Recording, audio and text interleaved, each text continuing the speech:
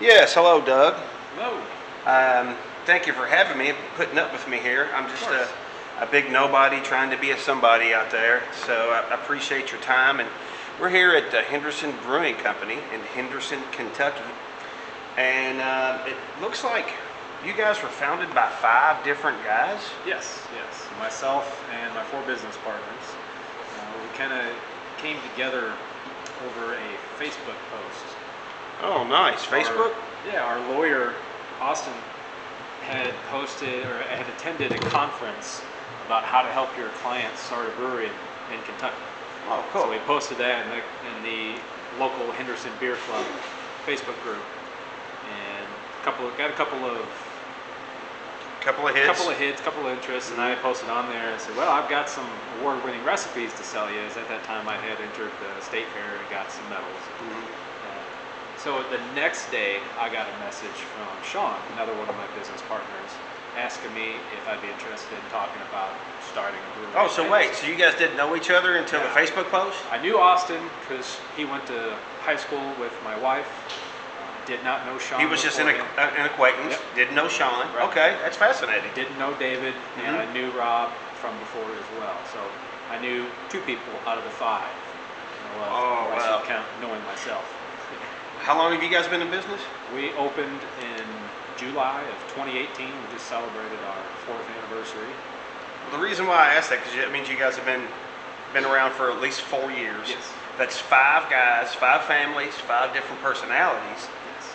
That's got to be a challenge, right? I've had a couple partners in the past, and one thing I've always kind of learned the hard way about the one boat that won't float is a partnership. Maybe it's me that's choosing the wrong people, but it's got to be a challenge. I mean, it's essentially having 5 different partners. It's 5 different personalities, right? That's true. We do have very different personalities, but we also have very different skill sets. And I think that's part of where our partnership is so cohesive, and it works very well for us. We kind of all have our own lane to stay in, while we do discuss everything about the business in general. We come together on decisions very well, in my opinion. So myself, I'm the brewer. We have Austin, who is our lawyer and handles all of our legal stuff. We have Sean, who has a degree in marketing. We have David, who runs another business and also is in finance. And then we have Rob. You've got a couple of entrepreneurs already. Yes. So that's got to help. So you've got the right business mindset, I guess. Like, yeah, we want to do this. It's got to be fun, and it also has to be profitable. Right. So that's a thing. Okay. That's interesting. So 5 different skill sets have come together to work together. Right. And Rob's our engineer, so pretty much everything you see in the building is by his design, or definitely had a heavy hand in it. So that's a fascinating. It's got to be a little rare, I think. I mean, congratulations. And the place looks great. I love the personality of the walls. And it's got a little hint of Henderson in it. Now, I wanted to ask you, we are having Doug is having, and I'm having a Commonwealth Common. Woohoo!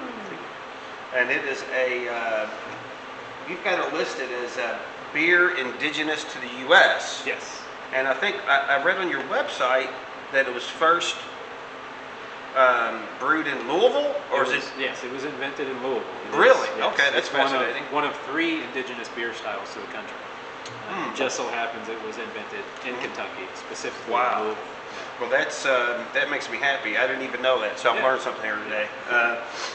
You were telling me about this earlier too, so it's a little heavier than I thought it was going to be. Quite frankly, I assumed, being in the U.S., it would be more like a crisp, not clear, but light kind of a shandy wheat without the fruity. Well, and that's kind of a misconception as to what beer has developed to become, or what the masses have accepted after Prohibition, when ingredients were kind of scarce. Brewers had to make things with alternate grains like corn or rice to help cut the cost and to cut some of the quality issues that they have having with some of the barley. So what we've become accustomed to is mass-produced lagers that have light flavor, light color. But this is an example of what beer was in the country prior to Prohibition. Yeah, because this has real personality. I don't know, is that even a little bit of caramel, maybe? Is it a little bit of... just a slight... and it's different. It's not what I expected. And I'm not I wouldn't call myself a beer expert, but I'm certainly no slouch either, you know. Yeah. And that's a unique, and I didn't know about it being coming from Louisville, so that's fantastic. All the Louisville craft breweries we have, and I've talked to a dozen of them, not one of them have ever mentioned this. Yeah, yeah. It's not a well-known style. However, there has been some push to try to make it the official beer of the state.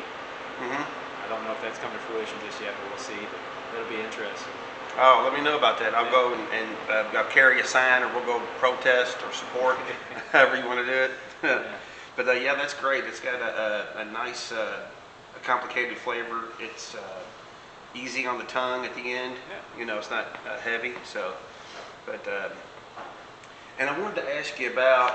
I seen something else you had on the website about the local bend in the river, and I guess this kind of. I started with the past, how you guys started, and so this I kind of want to ask about your, I guess, beer philosophy, if there is such a thing, and how you feel like that bend in the river kind of affects the flavor, or how you do things here, I guess. So the idea of a beer philosophy, it is 100% true, because each brewery is going to have its own personality, and that personality is basically set up by the person who's in charge of making the beer, making the decisions about what styles they want and how to make that style. So most definitely there is a beer philosophy, because the style or the feel of the beers at a certain brewery are going to be very different from brewery to brewery. It's very interesting to go somewhere and see what is so different about beer that can be so similar. It's very interesting. You definitely get the personality of the brewer coming through in the styles that they choose, and also the choices that one makes within the same style. So, for sure. And as far as our little bend of the Ohio, there's a lot of towns along the Ohio. Henderson has the slogan, on the Ohio but never in it. Henderson has never flooded from the Ohio because of our elevation above it. Oh, okay, that's fascinating, because Louisville has flooded a few times. Yeah. I mean, just been awful. Yeah. So Henderson's never, in modern knowledge, I'm assuming. Yeah. Yeah, it's so never the worst flooded. flood that is in recorded history is 1937, and there's markers on our riverfront where you can see how high it made it, but didn't get to the city itself. It's a very interesting history indeed. And as far as our little bend of the water that we pull from, of course, our city municipality does pull from the Ohio, and that makes for great water, but we filter it even farther here. We do a reverse osmosis process on our water, so we start with a very clean slate and build our salts back from that. Yeah, because, and I'm sure you know this, but 30 years ago, the thought of pulling water from the Ohio to drink from it was you just didn't want to. Right. I mean, Well, I remember the and 70s fishing in Ohio by Louisville, and my dad always, we're not eating these fish. Yeah. You always threw them back. Yeah, it definitely has the stigma of a polluted body of water, but that's. I think everybody's gotten better though. Right, municipal water supplies are governed by the EPA and what can be in the finished product. So all of the places, specifically Louisville, is very proud of their water department. Yes, yeah. So, I mean, they have really changed how Louisville does things, and Pittsburgh and above us, and it's really changed the nature of the Ohio. yeah. I mean, I still wouldn't go out there and take a dip of glass in Yeah, it. And, probably not. And not even do a shot of it. Right. But, I mean, it'd have to be a pretty much a dire emergency for that. Yeah. That's fascinating. I love the building. Tell me about the building itself. I mean, it looks like it's been here 100 years. Well, it's been here for a lot longer than that. The earliest records we can find was 1892, but the building was already built and there was already an established business in it. And for most of its life, this building has been a tavern and bar of some sort. When we purchased the building, it was a flower shop. And we brought it back to its former glory as a tavern and bar and now brewery. So we try to pay homage to that history, specifically to our building, and also to Henderson in general. So a lot of our named beers are named after former or defunct bars or nightclubs here in town. Oh, that's fascinating. In the 40s, Henderson was, they called it Little Chicago. It was booming. It was in between two Army forts or Army bases, so everybody came to Henderson to party. So there were plenty of names for us to choose from. Specifically, Bright Spot, our flagship IPA, is the name of this building. This building was the Bright Spot Tavern. Oh yeah, something like the late 1800s. Yep. Yeah. And then we've got Bridgeview. This is another one of the beers that we opened with. That was a bar here in Henderson. And Trixie's Alibi. It was Trixie's Alibi. Trixie's was the woman who owned the Alibi. Okay. I was going to say it sounds like a gentleman's club. Surprisingly, no. It was owned by a woman. Okay. Yeah. All right. Well, that doesn't mean it can't be a gentleman's club. Well, that's true. That's true. Wow, fascinating. Yeah, we're trying to tie in the history, the local history for the people here, but it's also a very interesting naming concept that garners us some very interesting names that are really non-regional and can spread out. Well, I like the Bright Spot Tavern. I like it. It is what it's always been. Yes. You know, you got to love that. It's almost got the voices, the echoes of the drunks of the past, or something. And there are many people that come in now that said they drank here when it was the Bright Spot most recently, back in the 80s or 70s. It's very interesting to hear the stories. So you got somebody comes in who's 82 years old. I remember this place when it was the Bright Spot. Yep. Yeah, I fell down right over there. Yeah. That, or they order one of the other beers just because they drank in that former tavern. Right. I love a place with personality. That's outstanding. Well, tell me do you guys have any future plans, expanding other locations? Do you have, or are you just looking to make this the best it can be? So we're actually in the process of that. So last year we bought some larger tanks. We bought a canning line. So we actually doubled our production capacity at the end of last year through the first couple months of this current year. Mm-hmm. And as of June 30th this year, I brewed more beer than all of last year. Mm-hmm. So we're in the process of creating some stock, I guess. Creating a better future for us. Oh, nice. Okay. Trying to get our name out there a little bit. Mm-hmm. So you're just looking to not necessarily open another location, but maybe get to where you're canning, and there's going to be a Henderson Brewing Company and a liquor store in Louisville or Evansville, or maybe... I don't know about Louisville. We'll see. Mm-hmm. Yeah, we'll see. Ideally, yes. In the long run, that's the logical progression. Mm-hmm. But first, we're going to concentrate here and a couple of markets a little closer here, Owensboro, Madisonville type stuff. Mm-hmm. But how can you not want to grow? Yeah, it's all about the business. Right. I guess I just crossed my mind. We probably should mention the other owners. We have Doug is here, and who's the others? We've got Sean Wilder. Austin Bowles. Austin, okay. David Osborne, okay. And Rob Turney. We just wanted to mention them so we could thank them. Thank you, gentlemen, for putting together such a fine spot. Do you have any upcoming events or anything you want to plug? Any good stories you want to tell? The time you broke your ankle after your 6th Commonwealth, Commonwealth? I don't know. I like to tell a story about my first brew day here. Excellent. Because it gives people that maybe are wanting to start a brewery but are overwhelmed at the idea, it gives them a little bit of motivation. So from the first time you brew a beer and you take a drink of it, you think, man, I could sell this. And it's every home brewer's dream. And that happened to me 11 years ago, or 12 years ago now at this point. So 12 years of experience, okay. So we get fast forward to the point where I'm finally starting to brew my first beer.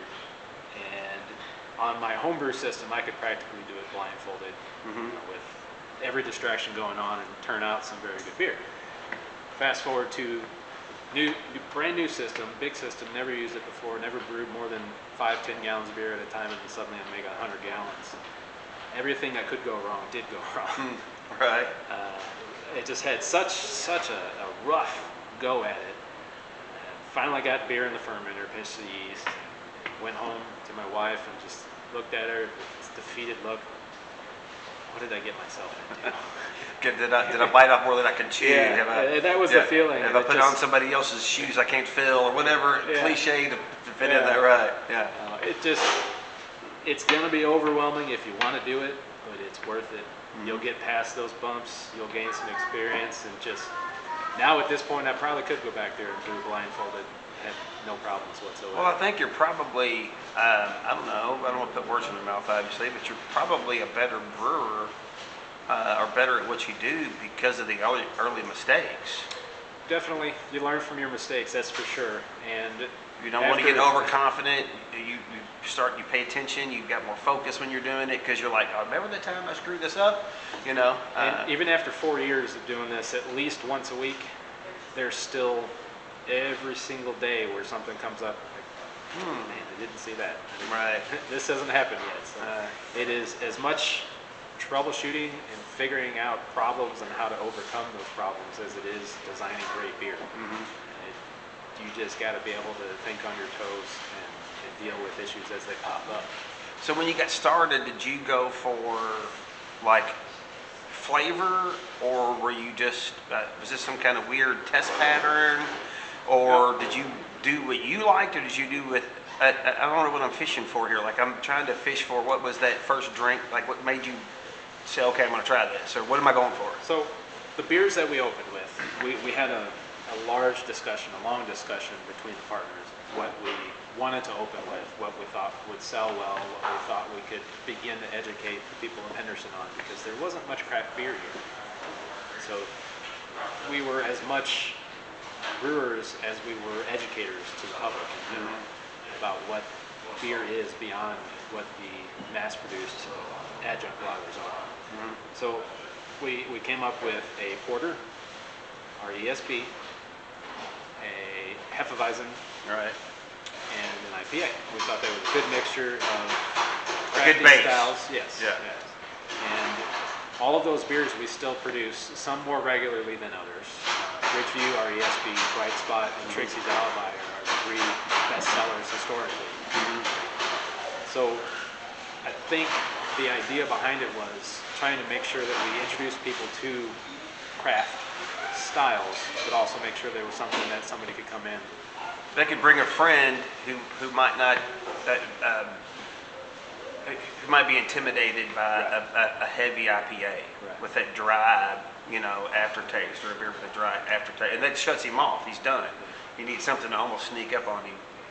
There have been a lot of people that I have known prior to opening the business that were hardcore Bud Light drinkers that now come in and try every stout, every porter that we put out, and their favorite beer is Ridgeview.